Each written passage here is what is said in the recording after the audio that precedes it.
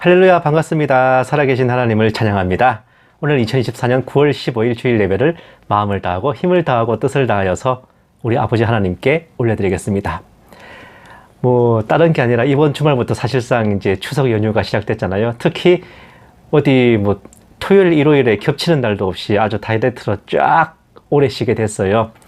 이런 기쁨을 맞아서 우리네 성도들이 누구에게 감사드리고 누구에게 찬양드려야겠어요? 당연히 성부, 성자, 성령 우리 하나님께 찬양드려야 할 것입니다. 찬송가 18장 함께 찬송하시겠습니다.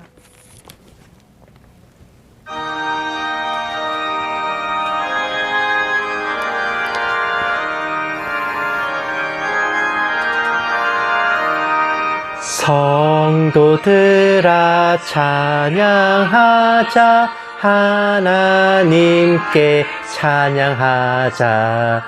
천지 만물 창조하신 그 놀라운 능력을 우리 함께 소리 높여 하나님께 찬양하자. 영원하신 창조주를 우리 모두 찬양하자. 성도들아 감사하자, 하나님께 감사하자. 모든 죄인 구원하신 그 놀라운 은혜를 우리 함께 기뻐하며 하나님께 감사하자. 자비하신 구세주께 우리 모두 감사하자.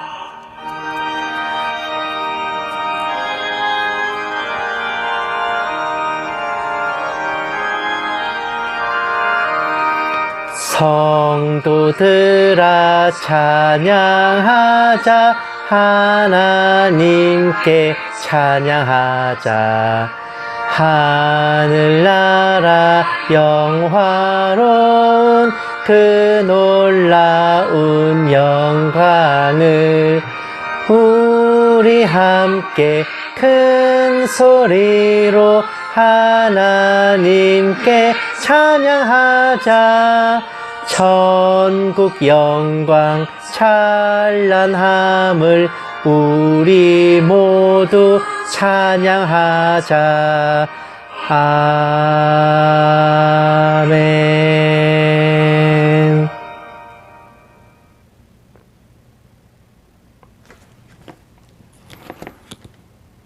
아멘. 믿지 않는 세상 사람들은 명절이 되면은 조상 덕 봐야 돼, 조상님을 잘 섬기면 복을 받아, 이러면서 열심히 제사를 지내죠. 열심히 전을 붙이고 향을 피우고. 하지만 우리 믿는 사람들은, 예수를 믿는 사람들은 누구한테 제사를 드려야겠어요? 우리 하나님 아버지께, 우리 주님께 찬양과 기쁨으로 전 붙일 필요도 없어, 향 피울 필요도 없어요. 우리를 위해 이미 제물이 되어주신, 그리고 이미 제사를 다 치러주신 하나님께 그저 기쁨과 즐거움으로 경배드리고 감사드리면 되는 것입니다. 찬송가 48장 함께 찬송하시겠습니다.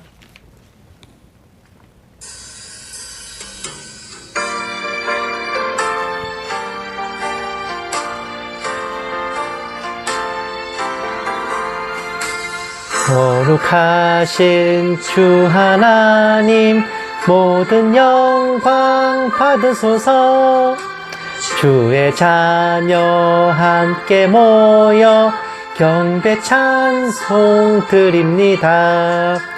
전능하사 천지 만물 창조하신 하나님, 찬양하며 드리오니 우리의 배 받으소서. 자비하신 주 하나님, 모든 영광 받으소서. 죄와 허물 용서하신 크신 사랑 고마워라. 한 심령 품어주사 기쁨 주신 하나님 감사하며 드리오니 우리의 배 받으소서.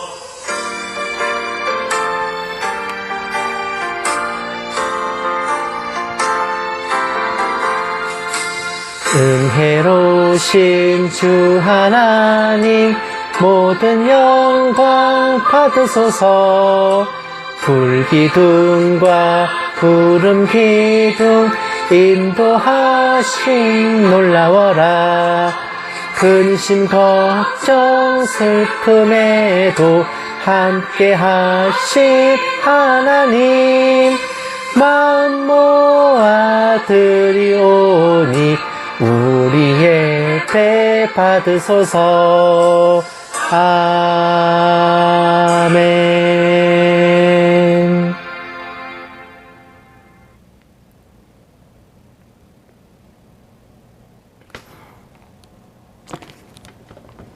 아멘. 믿음과 신앙은 우리 각자가 1대1로 하나님과 대면해서 드리는 직거래이지만은 이런 우리가 태어나서 자라서 구원으로 나오기까지 우리의 가정과 또 가족이 없이는 생각할 수가 없어요. 우리가 태어나고 자라서 주님께로 나온 것, 그 모든 것은 아버지께서 허락하신 우리의 가족이 있기 때문입니다. 다른 날은 몰라도 이런 명절날에는 좀 더 우리의 부모, 형제, 가족들을 생각하면서 하나님 안에서 이 가족들과 함께 기쁨과 행복을 누림이 마땅할 것입니다. 찬송가 555장 함께 찬송하시겠습니다.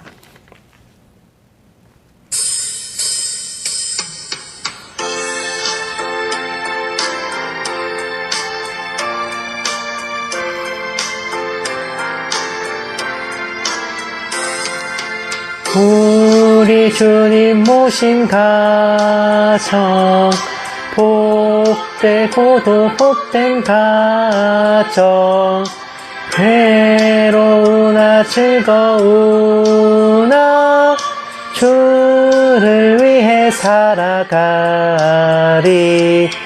온 식구가 모여 앉아 즐겁게 찬송하니 지금까지 지내온 것 주의 크신 은혜로다. 주의 자녀 모여 앉아 주께 기도 드리오니 가족들의 건강함과 화목함을 주옵소서. 슬플 때의 위로함과 괴로울 때 평안함을 험한 세상 살아갈 때 환난에서 구하소서.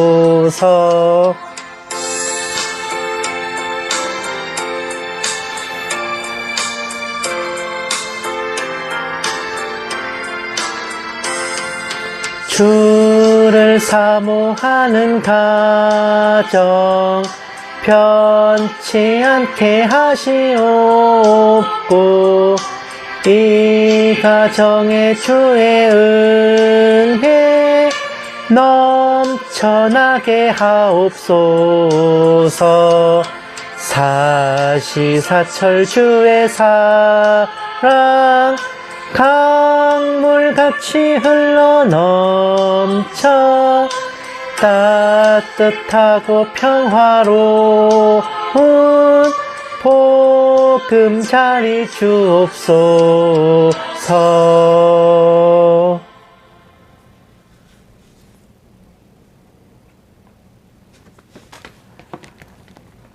아멘. 우리가 뭐랄까, 육신의 가족이 있는 것. 우리가 육적인 아버지와 어머니가 있고 형제 자매들이 있는 것은 하나님과의 관계와 천국에서의 삶에 대한 일종의 예표입니다. 리허설이고요. 이게 돌려 말하면은 육신의 가족, 내 앞에 눈에 보이는 가족도 사랑하지 않으면서 보이지도 않는 하나님을 사랑한다는 건 있을 수가 없다는 거예요. 그렇죠. 그리고 자기 가족을 돌아보지 아니하면 불신자보다 더 악한 자라는 또 가르침도 있지 않습니까? 그런 것처럼 우리가 그리스도인으로서 우리의 가족을 가장 사랑할 수 있는 방법 중에 하나가 바로 가족 구원입니다. 가족을 위한 전도예요. 방법은 사람마다 각각 다르겠지만 내가 전도를 하던가 아니면 다른 사람에게 열심히 전도를 해서 그것이 돌고 돌아 내 가족을 위한 정말 말빨 좋은 복음 전도자가 찾아오게 하는 것. 그래서 궁극적으로 주님 다시 오시기 전까지 혹은 우리의 삶이 끝나기 전까지 우리의 가정을 예수를 섬기는 가정으로 만드는 것. 바로 그것이 우리 가족을 위한 그리스도인의 가장 큰 도리가 아닐까 합니다. 찬송가 556장 함께 찬송하시겠습니다.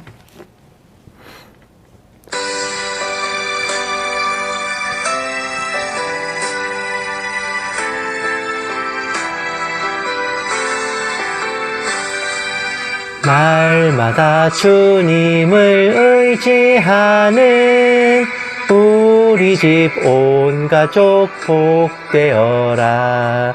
다 함께 모여서 찬양하니 하늘의 위로가 넘쳐나네. 할렐루야. 우리 가정 사랑과 행복의 안식처. 할렐루야. 우리 가정 주님만 모시고 살아가리.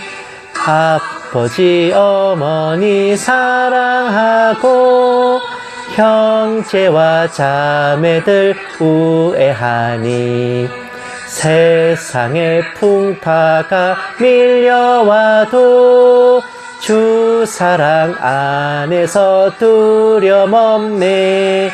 할렐루야.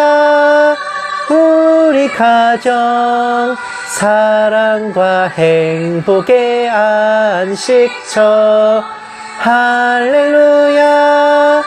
우리 가정 주님만 모시고 살아가리.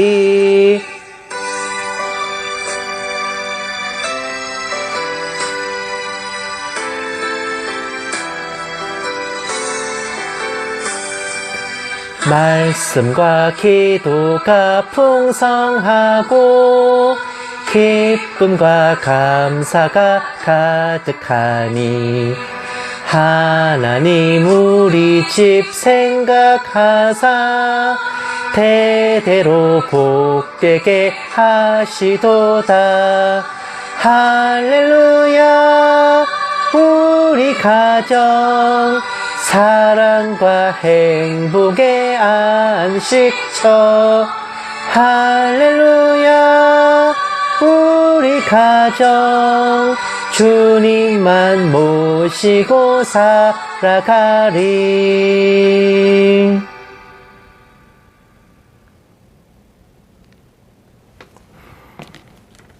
아멘. 생각해보면 가장 이상적인 가정의 모습은 에덴 동산이 아니었을까 싶어요. 일단 남편과 아내가 부부가 있고요. 그리고 그 사이에 스라의 자녀들이 있고, 그리고 사방에 동물 친구들이 있고, 그리고 가끔씩 숲속에서 유유자적 산책 다니시면서 얘네들 잘 있나 하고 이제 살펴보시는 하나님이 계시고, 얼마나 이상적인 가정의 모습입니까? 지금 이 땅에서의 가정은 그 모든 것의 예표이고 그 모든 것의 아날로그 버전이에요. 우리가 이 땅에서 가족들과 우애 있게 지내고 서로 사랑하고 화목하고 그렇게 행복을 누릴 때 천국에서의 우리의 삶은 에덴 동산과 같은 우리의 가족들, 가정은 또 얼마나 빛이 나겠습니까?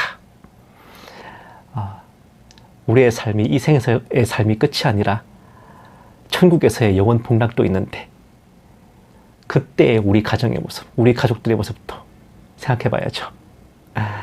찬송가 557장 함께 찬송하시고 묵도하심으로 예배 시작하겠습니다.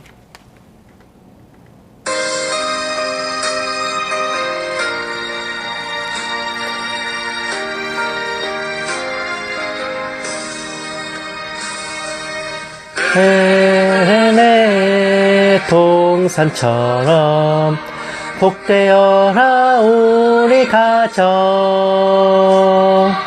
날마다 양식 주사 건강하게 하시오며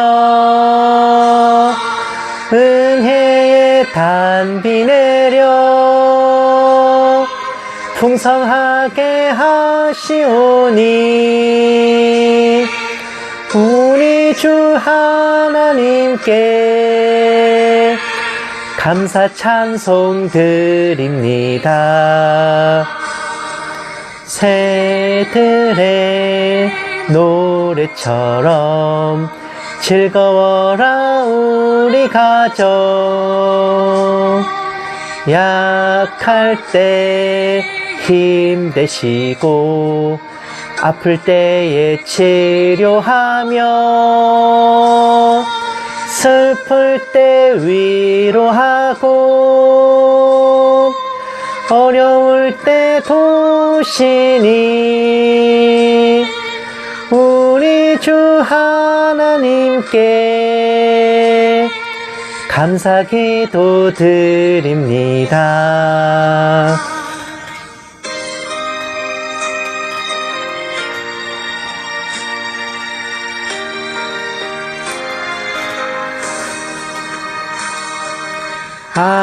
아침에 햇살처럼 평화로운 우리 가정 험한 길 인도하고 캄캄한 밤 비추시며 이 세상 끝날까지 사랑으로 보호하니 우리 주 하나님께 몸과 마음 바칩니다.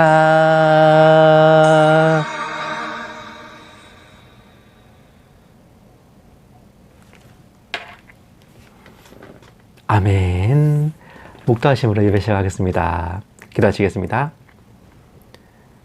네가 나의 인내의 말씀을 지켰은즉 내가 또한 너를 지켜 시험의 때를 면하게 하리니 이는 장차 온 세상에 임하여 땅에 거한 자들을 시험할 때라. 내가 속히 오리니 네가 가진 것을 굳게 잡아 아무도 내 멸류관을 빼앗지 못하게 하라. 살아계신 하나님 아버지, 또다시 한 주를 아버지 은혜와 보살피심 안에 보내옵고 오늘 거룩한 주일을 맞아 예배의 자리로 나오게 하심에 감사드립니다. 모처럼 연휴를 앞둔 때에 어느 때보다도 크나큰 평안과 기쁨을 허락하여 주시고 저희는 물론 저희 가족들에게도 동일한 은총을 베풀어 주시옵소서. 오늘 예배 가운데 아버지께서 홀로 영광받아 주시옵시고 이 모든 말씀 살아계신 예수님 이름으로 기도드렸습니다. 아멘. 찬송가 559장 찬송하시겠습니다.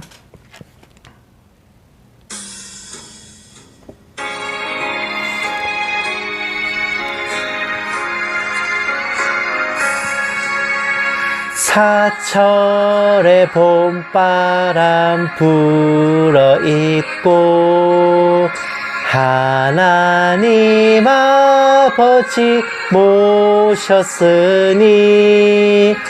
믿음의 반석도 든든하다.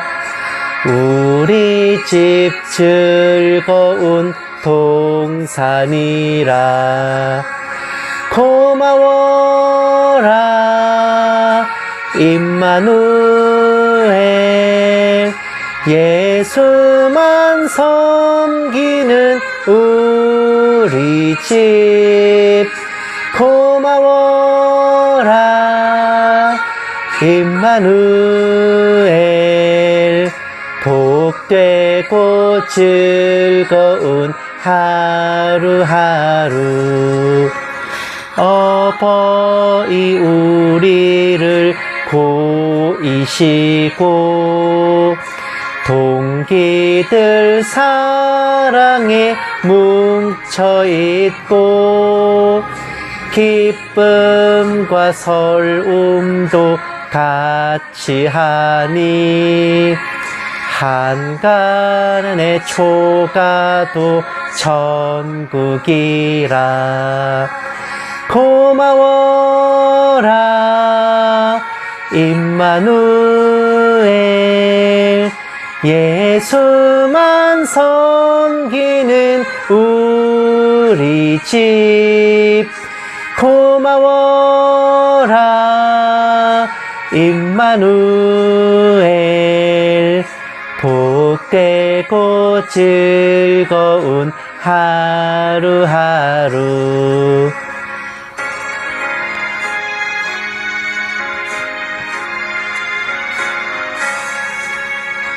아침과 저녁에 수고하여 다 같이 일하는 온 식구가 한 상에 둘러서 먹고 마셔. 여기가 우리의 낙원이라. 고마워라 임마누엘. 예수만 섬기는 우리 집. 고마워라 임마누엘. 복되고 즐거운 하루하루.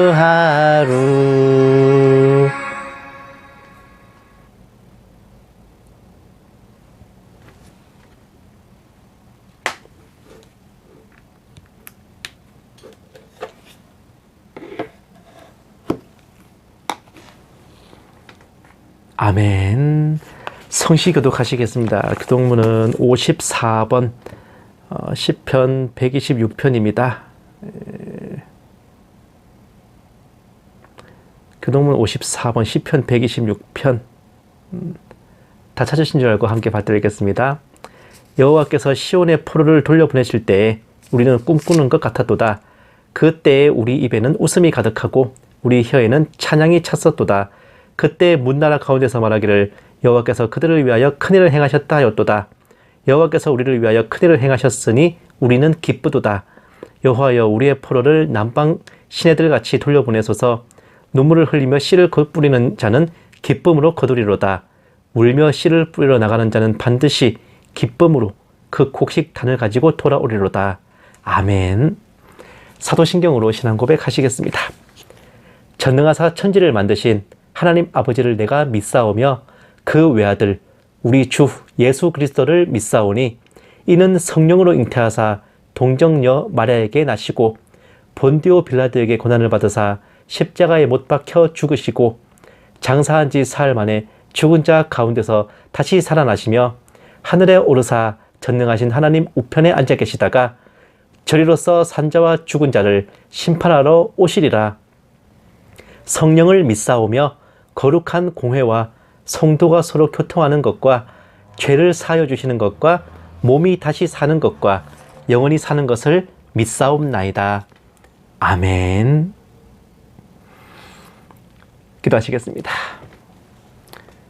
사랑이 많으신 하나님 아버지, 저희 영혼을 구원하시고 저희 육신을 보살피셔서 세상 풍파 속에서도 삶을 지켜주시고 현세는 물론 내세의 복락도 허락하여 주신 아버지의 크고 크신 사랑과 은혜에 한량없이 감사드리오며 경배와 찬양을 존귀와 영광을 올려드립니다. 저희 한 사람 한 사람을 만드시고 보살피시는 축복과 함께 가족과 가정도 허락하여 주셨사오니 저희가 아버지를 사랑하고 주님과 화목한 것처럼 저희 부모 형제들과도 서로 사랑하고 화평함이 날로 커져가게 하여 주시옵소서. 눈에 보이는 육신의 가족도 사랑하지 하면서 보이지 않는 하나님을 어찌 사랑한다 하겠사오며 자기 가족을 돌아보지 아니하는 자는 불신자보다 더 악하다 하신 것을 기억하오니 모처럼의 명절 연휴에 주님의 백성들이 가족과 더불어 기뻐하고 즐거워하게 하여 주시고 다정함과 따스함이 더 넘쳐나게 하여 주시옵소서.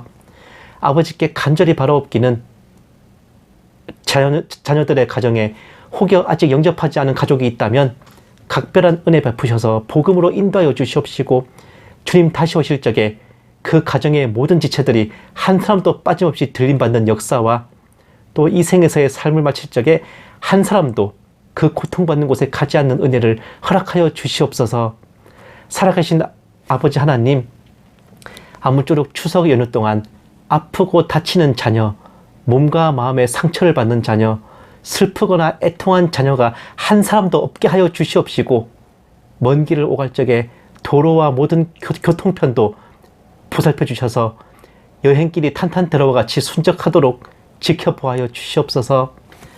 이 작은 종에게도 성령으로 충만케 하시고 은사를 다하여 주셔서 한마디도 허탄한 말이나 거짓으로 미혹하지 않게 하시고 오직 기록된 성경 말씀에 어긋남이 없게 하여 주시옵소서.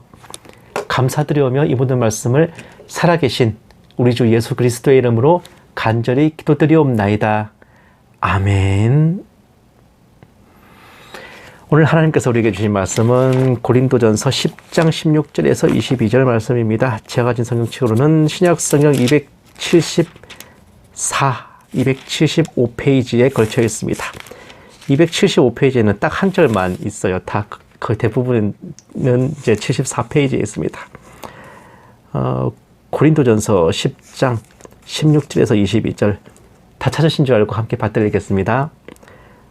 우리가 축복하는 바 축복의 잔은 그리스도의 피에 참여함이 아니며 우리가 떼는 떡은 그리스도의 몸에 참여함이 아니냐. 떡이 하나요 많은 우리가 한 몸이니 이는 우리가 다 한 떡에 참여함이라. 육신을 따라 난 이스라엘을 보라. 제물을 먹는 자들이 제단에 참여하는 자들이 아니냐. 그런즉 내가 무엇을 말하느냐. 우상의 제물은 무엇이며 우상은 무엇이냐. 무릇 이방인이 제사하는 것은 귀신에게 하는 것이요 하나님께 제사하는 것이 아니니 나는 너희가 귀신과 교제하는 자가 되기를 원하지 아니하노라. 너희가 주의 잔과 귀신의 잔을 겸하여 마시지 못하고 주의 식탁과 귀신의 식탁에 겸하여 참여하지 못하리라. 그러면 우리가 주를 노여워하시게 하겠느냐. 우리가 주보다 강한 자냐. 아멘. 사랑하는 여러분, 사실상 이번 주말부터 한가위라서, 그러니까 한가위잖아요. 이 단어를 요즘에 잘 안 쓰는 것 같아요. 한가위라고 일컫는 추석 연휴가 이제 시작됐는데 놀고 쉬는 입장에서야 더도 말고 덜도 말고 한가위만 같아라고 하겠지만 어떤 분들에게는 참 저주스럽게 그지없는 날들이기도 해요. 바로 제사를 지내는 집안, 그 중에서도 그 제사상을 직접 장보고 차리고 추걸하고 일을 해야 되는 며느리 분들입니다. 명절 증후군이란 말이 괜히 있는 게 아니에요. 명절 후 이혼율이 괜히 급증하는 게 아니에요. 명절 지나고 나면 가정법원 팍 터진답니다. 이혼 전문 변호사들은 명절 지나고 대목을 봐요. 조상님을 잘 공경해 복을 받겠다고 지내는 제사인데 가정 불화의 근원이 되고 평소에는 그저 평온하게 결혼 생활을 하는 부부라도 제사 지내러 갔다 하면 아내들이 10월더의 불합리에 무방비로 맞닥뜨리고 그 집안 성도 아닌 남의 집 딸들이 며느리들이 개고생하는 와중에 정작 그쪽 후손들인 그 집안 남자들과 또 신우들은 펑펑 놀고 있는 경우가 비일비재를 넘어 일상다반사이니 이건 참 총체적 난국입니다. 제사 많이 지내는 종갓집 장손들은 결혼 대상에서 도태될 지경이란 말이 농담이 아니에요. 제가 얼마 전에 올려드린 방송에서도 언급해드렸듯 진짜 조상 덕 본 사람들은 해외여행을 다니고 조상 덕도 못 본 사람들이나 조상 모신다며 제사를 드리고 개고생한다는 웃픈 이야기들도 나돌고 있습니다. 게다가 제사상을 차리는 주된 노동력을 제공하는 며느리가 그리스도인일 경우 아주 높은 확률로 엄청난 영적 전쟁까지 치러야 되는 상황이니 솔직히 이런 이유에서라도 불신자와 결혼하는 것은 지양해야 할 것 같아요. 그리스도의 입장에서는 제사는 우상 숭배입니다. 일반인들 입장에서는 조상 공경이라 여기겠지만 이렇게 첨예한 갈등이 있는 와중에 오늘은 제사의 진짜 의미와 룰이 무엇인지 역사적 그리고 성경적으로 함께 나누어 볼까 합니다. 제사를 지내면 조상님께 복받는다라는 분들이 들으면 기겁할 소리겠지만은 오늘날 제사의 근원이 된 유교 성리학의 이념에 따르면, 그러니까 지금 드리는 제사예요. 이 제사의 기원이 된 거는 유교 성리학에서 온 거잖아요. 거기 이념에 따르면 기복신앙은 버려야 할 괴력 난신입니다. 괴이한 것들, 기괴한 것들, 이상한 것들, 한마디로 인생 살면서 별로 도움이 안 되기 때문에 내다 버려야 될 것들, 이걸 일컬어서 유교에서는 괴력 난신이라고 해요. 여기에 들어가는 것 중에 하나가 기복신앙입니다. 복 받겠다는 생각으로 지냈느니 안 하는 게 낫다, 제사 지내지 마라 라는 말을 누가 했냐? 그 성리학의 대가 율곡이이가 했거든요. 그러니 제사 열심히 지내면 조상님께 복 받는다라는 얘기 자체가 유감스럽게도 근본도 없는 소리겠습니다. 그리고 제사는 대수 상관없이 드려야 되는 VIP 조상님인 불천위를 빼고는 통상 4대까지 드리는데, 그러면 4대 넘어가면 손절이야? 조상도 뭣도 아니란 겁니까? 예. 그러니 제사의 조상 공경이라는 의미, 이것도 좀 쎄하잖아요. 그러니까 이제 조상님을 잘 모신다는 뜻으로 제사를 드린다는 거, 이것도 사실 제사의 원래 근본적 의미가 아니라 후대에 끼워 맞춘 이념일 가능성이 높은 거예요. 그 조상의 범위가 어디까지인지가 불확실하잖아요. 그리고 지금 같은 제사가 확립된 게 16세기 조선시대 중기 이후인데, 그러면 그 이전에 어떻게 제사를 지냈냐? 조선 초기에는 왕실과 고관 대작들이나 특별히 조상 제사를 드렸고요. 일반 백성들은 부모 제사 말고는 못 드렸습니다. 어디 건방지게 제사를 드리냐 이랬다니까요. 그러면 그전에는, 고려시대에는, 이때는 불교시대잖아요. 조상들을 위한 예불과 불공을 절에 맡겨서 드렸습니다. 개인이 제사를 안 지냈어요. 그럼 그 이전에는 신라시대, 통일신라시대, 또 삼국시대까지 올라가면 조상에게 드리는 제사라는 그 개념 자체가 없었습니다. 그 이전에 부여, 옥저, 동해, 또 삼한, 그 마한, 진한, 변한 있잖아요. 고구려, 백제, 신라, 가야, 전부 다 제사라고 하면은 하늘에 올리는 제천 행사였단 말이야. 다시 말씀드리지만 제사는 원래 하늘에 계신 분께 올리는 겁니다. 기나긴 세월이 지나 16세기나 되어서야 조상에게도 올리게 됐던 거죠. 자, 전통이란 게 오래될수록 권위가 높죠. 100년 된 것보다 1000년 된 전통이 더 권위가 높지 않습니까? 그러니 제사를 민족 전통으로 하는 것도 굉장히 묘한 일입니다. 왜? 거슬러 올라갈수록 조상에게 드리는 제사가 없었거든. 하늘에 올리는 그런 제사밖에 없었단 말입니다. 조상에게 올리는 제사가 제일 마지막에 튀어나온 거예요. 그러면 그 하늘에 올리는 제사는 어디에서 온 거냐 하니, 고조선이 주전 108년까지 있었습니다. 그리고 고구려가 주전 37년에 건국됐고, 부여가 대략 주전 400년 전후에 세워졌는데, 부여가 건국되기 무려 1000년 전에 모세가 히브리 백성들을 이끌고 출애굽해서 율법시대를 열었죠. 제사장들이 백성들을 대표하여 하나님께 올렸던 그 제사법을 기록한 모세 오경, 특히 레위기, 민수기, 신명기, 성경 일독하려는 사람들이 제일 좌절하는, 벽에 부딪히는 그거잖아요. 그 세 편이 바로 하늘에 올리는 제사의 FM이었던 겁니다. 물론 그 제사법도 모세 때 처음 나온 것만은 아니에요. 홍수 이전부터 하나님께 올렸던 제사법을 정리하고 집대성한 겁니다.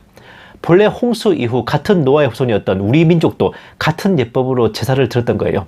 그리고 한자로 적어놨으니 제천 행사죠. 하나님께 올리는 제사 아닙니까? 하늘에 하나님 말고 누가 계셔? 예? 우리나라 제사의 가장 FM 거슬러 올라가면 사대부 종갓집 정도가 아니라 왕실에서 드리는 제사일 텐데, 왕실에서는 흠없는 재물을 준비했다가, 이것 재물 관리하는 관청이 따로 있었습니다.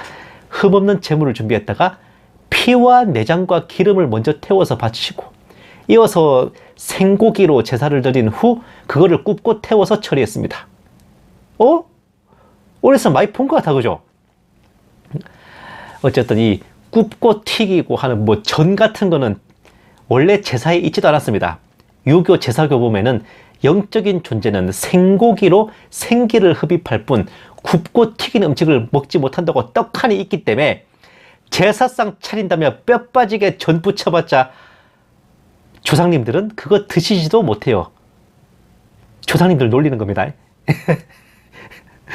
그런데 왕실의 저런 제사법은 레위기에 나오는 하나님께 올리는 번제 방식과 동일합니다. 왕릉에 올리는 제사의 제물은 쌀과 곡물로 만든 유밀과라는 과자인데 이것은 고운 가루를 바치는 제사를 겹쳐 보이게 하죠. 사랑하는 여러분, 뭔가 주일 설거답지 않은 이야기를 줄줄이 이었는데 결론은 이겁니다. 인간이 드리는 제사는 오직 하나님께만 올려져야 될 경배라는 거예요. 그 모든 룰과 법칙은 하나님께 올리는 경배의 방법이고 하나님 외에 그 어떤 인간이나 영적인 존재에게도 드려져서는 안 되는 게 바로 제사라는 거예요. 지금의 제사는 하나님께 올려드려야 될 제사를 마귀가 표절하고 날조한 짝퉁이고 조상님께 올린다는 구실로 자신에게 바치게 하고 마귀 자신에게 바치게 하고 그 답례로 가정 불화와 고생을 넉넉히 지어주는 겁니다. 넉넉하게 넣었다 이거라고. 창조 능력이 없는 마귀는 하나님의 역사를 흉내내고 모방하여 모조품을 만들어서 자신의 능력인 양 행세하는데 무속을 보더라도 다양한 예가 있어요. 일례로 예전에 그 파묘라는 영화에서 한번 나온 적이 있었죠. 애군과 살을 그 동물 제물에게 대신 집어넣고 그 제물의 피를 흘려 희생시켜 잡기를 물리치는 대살굿이라는 거. 인간의 죄를 제물에게 전가시킨 후 그 제물을 희생시켜 죄사함을 받는 속죄제와 같은 원리입니다. 부적의 경우, 특히 퇴마하는 부적요. 효력을 발동시키는 주문인 급급여율령, 이게 반드시 들어갑니다. 이게 무슨 뜻이냐? 법령대로 조속히 시행하라 라는 행정공문서의 양식이라고요. 나라를 다스리는 정부의 권력이 하나님께로부터 나왔음을 암시하는 대목이에요. 그 부적 끓인 사람들도 그걸 알고 있다는 겁니다. 그 하나님의 권세를 빌어 일반 잡기들을 물리치는 걸 부적을 써서 붙이는 것으로 변형시킨 겁니다. 아무리 귀신이 설치고 영적 현상이 일어나는 폐가들도요, 정부에서 행정명령 내려서 철거하면 귀신들 잡기들 쪽도 못 씁니다. 국가 공권력이 하나님께로부터 나온 거기 때문에 그런 거예요. 이와 같이 마귀는 제사, 무속 등 우리 민족의 영적 세계에 영향을 미치기 위해 하나님의 역사를 뺏기고 날조하고 왜곡해서 난장을 쳤고 그것을 숭배하고 따라가는 사람들은 가깝게는 자신의 삶을 망치고 멀게는 가족과 집안을 망치는 결말을 맞게 되는 겁니다. 해당 분야에 높은 권위를 가진 공모전에 출품하는데 짝퉁으로 모조품 만들어 제출하면 어떻게 됩니까? 일단 그 대회에서의 탈락은 당연지사이고 이후에 다른 대회의 출전권조차 박탈당하지 않겠어요? 하나님께만 올려드려야 될 제사를 마귀의 버전으로 변형시키고 조상을 빙자하여 마귀에게 올리는 것에 참여한다는 것은 바로 이런 상황입니다. 제사를 열심히 지낼수록 벌을 받고 하나님과 멀어지는 이유가 이것이고, 특히나 불신자도 아닌 그리스도인이 그런다는 것은 보다 더 하나님에 대한 적극적인 역모를 꾀하는 것이기 때문에 정상 참작은커녕 가중처벌받기 십상입니다. 오늘 본문 마지막 절에서 사도 바울이 우리가 주님을 노여워하시게 하겠느냐, 우리가 주님보다 강한 자냐라고 한 걸 곱씹을 볼 필요가 있어요. 그리스도인으로서 제사에 참여하려면 하나님과 맞짱 떠볼 각오를 하라는 겁니다. 사랑하는 여러분, 유교 성리학의 이념으로도 충신 불사 이군이며 연려 불경 이부라 했습니다. 충신은 두 임금을 섬기지 않고 연려는 두 남편을 섬기지 않는다 했죠. 이 말의 전제는 임금이 임금 같고 남편이 남편 같아야 함입니다. 임금이 폭군이고 남편이 막장이면 충신 연려가 뭔 소용이에요. 그런 임금을 갈아치우지 않고 그런 남편과 갈라서지 않으면 그게 문제죠. 그런데 백성된 그리스도인들에게, 신부된 교회에게 우리 하나님이 왕으로서 부족하십니까? 아니면 우리 주님이 신랑으로 하자가 있으세요? 제가 계속해서 제사는 하나님께 올린 것이라 말씀드렸지만 그 고생과 수고조차 자신의 백성들, 자기 신부들에게 안 시키시려고 왕 대신 하나님께서 자신의 독생자를 직접 보내어 제물로 희생시켜서 모든 제사를 다 소급해 처리하셨어요. 하나님의 독생자, 성자 하나님께서는 본인이 직접 제사상에 올라갈 제물이 되셨음에도 십자가에 달리실 적에 제사장의 예복을 입고 오셨어. 자신이 제물이 되는 제사를 친히 제사장으로서 어디 끌려간 게 아니라 본의 아니게 하신 게 아니라 본이 충만하게 손수 시행하셨습니다. 우리가 하나님께 올리는 예배는 사실상 제사를 드리는 게 아니라 다 끝난 제사에 제삿밥을 나눠 먹는 음복입니다. 하나님의 백성들, 주님의 신부들은 손 하나 까딱하지 않아도 되게끔 하나님께서 본인이 받으셔야 될 제사상을 손수 차리시고 주님께서 친히 제사를 주관하는 제주 겸 제물이 되셨고, 그렇게 차리신 제사상으로 성령님께서 제사를 거두는 집사가 되셔서 우리를 안내하여 상에 차려진 술과 음식만 성찬이라는 이름으로 먹고 마시게 해주신 겁니다. 홍동백서,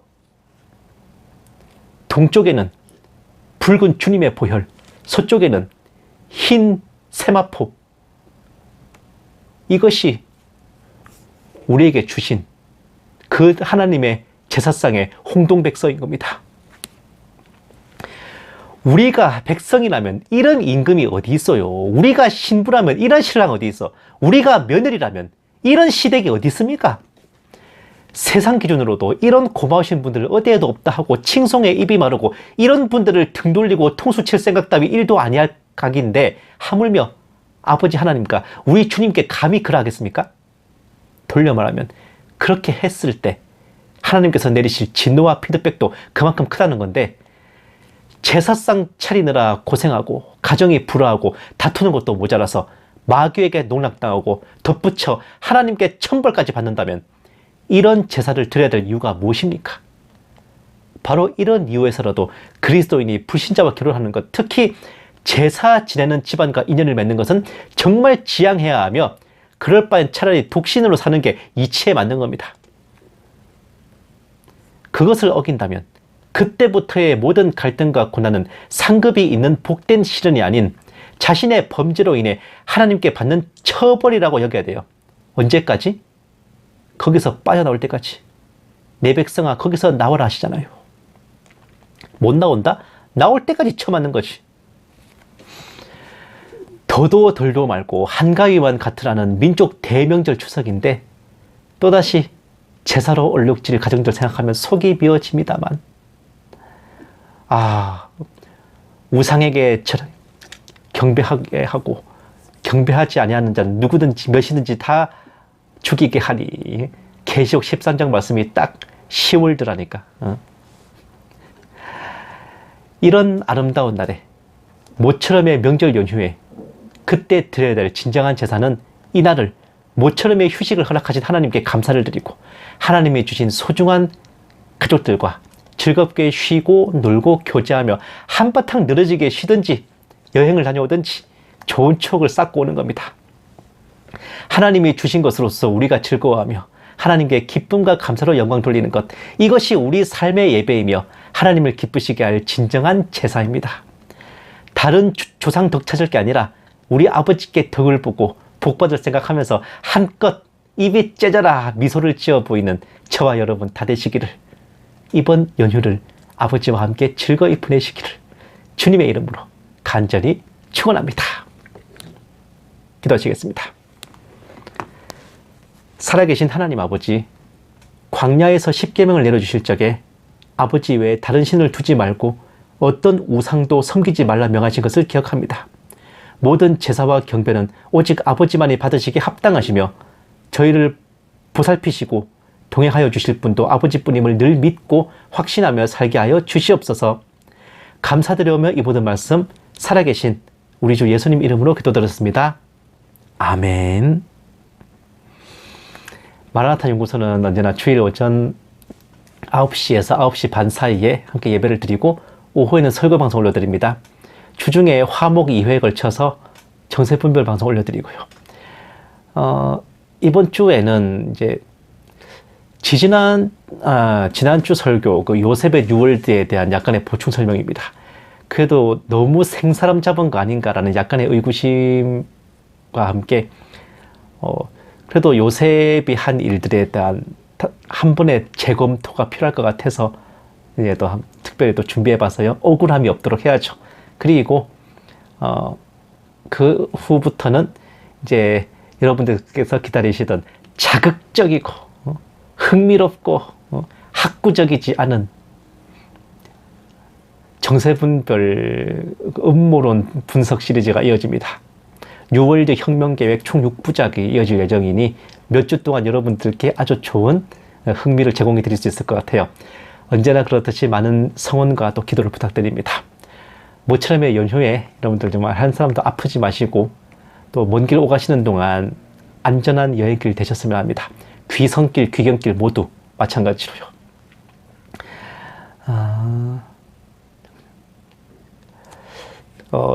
이게 꼭 이제 친척들 모여 있을 때 항상 불필요한 말을 걱정과 염려라는 이름으로 참 하곤 하는데, 모처럼 이제 가족들, 친지들 함께 모이는 자리에서 내가 이 말을 하면 이 사람의 기분이 어떠할까? 내가 이런 행동을 할 때 이 사람이 어떻게 생각할까? 한 번씩들만 더 생각해 주셔서 마찰이나 혹은 상처 없이 모두가 따사롭고 힐링할 수 있는 그런 연휴가 될 수 있도록 서로를 위해 중보해 주시고 축복해 주시면 감사하겠습니다. 찬송가 570장 함께 찬송하시고 축도로 예배 마치겠습니다.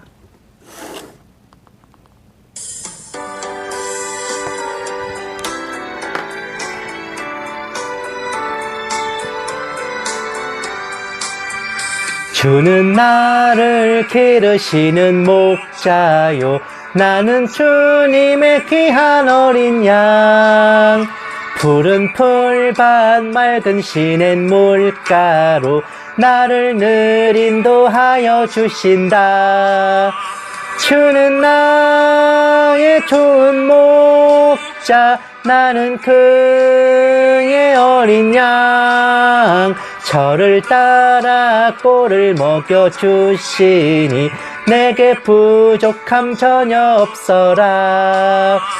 예쁜 새들 노래하는 아침과 노을 비끼는 고운 황혼에 사랑하는 나의 목자 음성이 나를 언제나 불러주신다. 주는 나의 좋은 목자, 나는 그의 어린 양. 저를 따라 꼴을 먹여주시니 내게 부족함 전혀 없어라.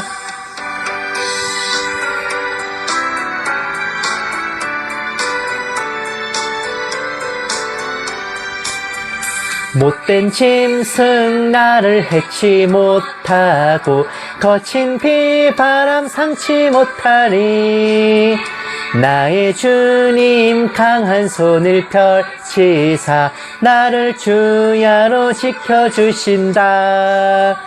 주는 나의 좋은 목자, 나는 그의 어린 양. 저를 따라 꼴을 먹여주시니 내게 부족함 전혀 없어라. 아멘.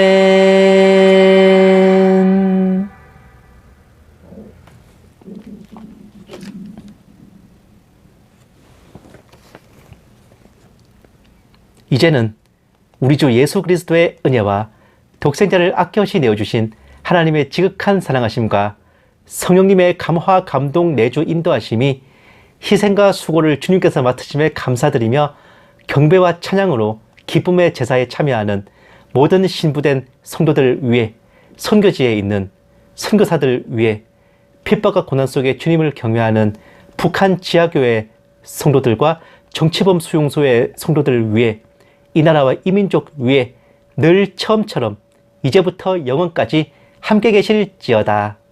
아멘. 오늘 하루도 행복하십시오.